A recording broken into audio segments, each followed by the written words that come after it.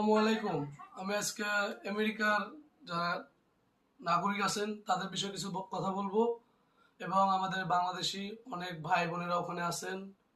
হয়তোবা আমেরিকানরা আমার কথা বুঝবে না, আমার ভাষা বুঝবে না। আপনারা কষ্ট করে ওনাদেরকে বুঝিয়ে বলবেন, ওনাদের মাঝখানে পেশ করবেন কথাগুলা।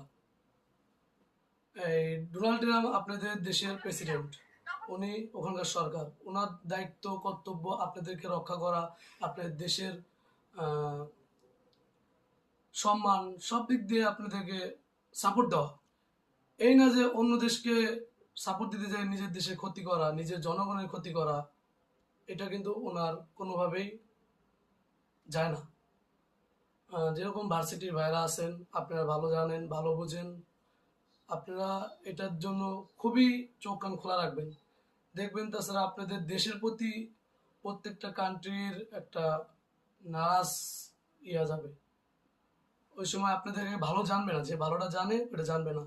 আর ডোনাল্ড ট্রাম্প তো মুরব্বী হয়ে গেছে, হয়তো ওনার মাথায় এখন যা করতেছে সেটাই করতেছে। মানুষ